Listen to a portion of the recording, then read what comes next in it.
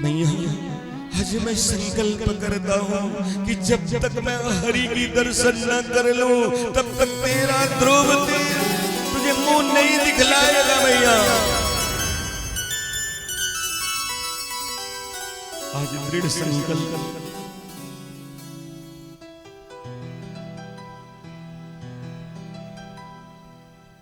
जो 5 साल का नन्हा सा प्यारा सा बालक जो अभी माँ के पल्लू तक नहीं छुआ,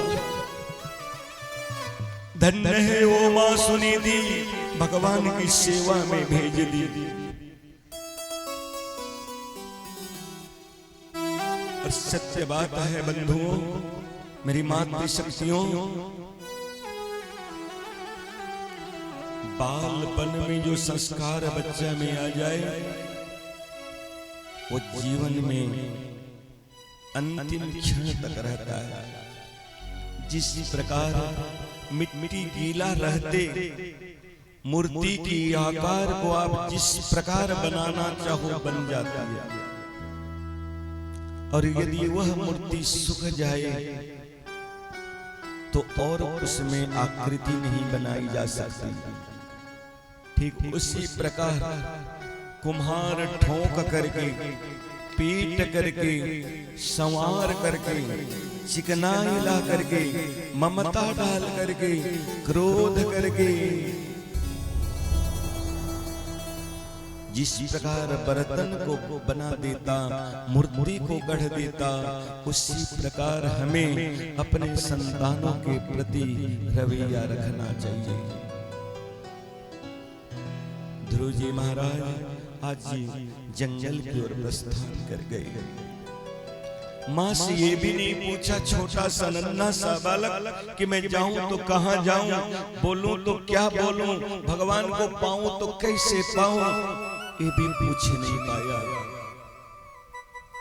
जंगल में चला गया।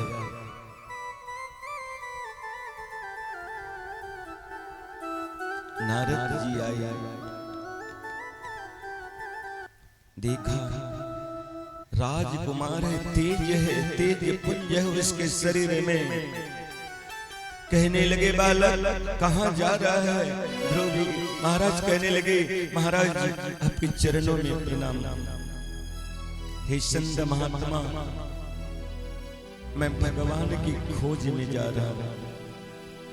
नारद जी मुस्कुराने लगे, कहने लगे इतनी छोटी सी उम्र में कोई भगवान को पा सकता है क्या?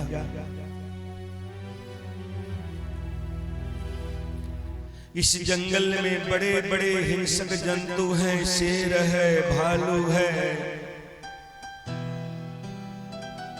बेटा तू मेरी बात मान जा तो अपने घर चला जा,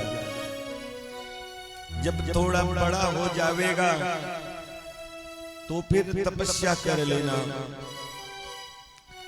ध्रुव जी महाराज जी ने कहा मैंने संकल्प किया है जब तक भगवान के दर्शन न करूं तब तक मैं अपनी मां को मुंह न दिखाऊं। नारद जी कहने लगे बेटा तू भूखा रहता तो तुझे भोजन कौन कराता रे? ध्रुव जी कहते मां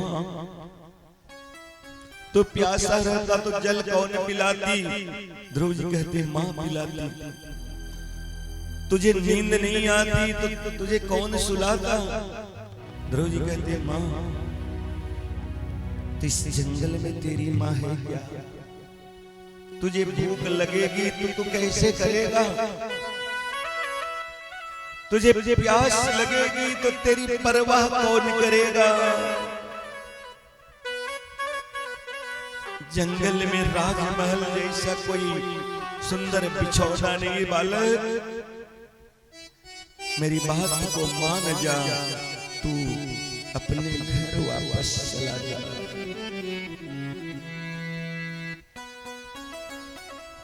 ध्रुव जी महाराज कहते चाहे जो हो जाए मैं तो अब अपने घर न जाऊं। और महाराज जी आप कहते हैं कि तुझे भोजन कौन कराएगा?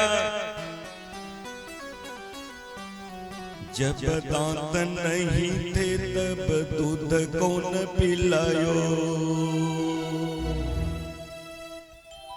जब शरीर बढ़ गयो तो मर्म किसने सिखलायो। ध्रुव जी महाराज जी ने आज नारद जी से कहा कि जब मैं अपनी मां के गर्भ के भीतर था तो मुझे दूध कौन पिलाया करता।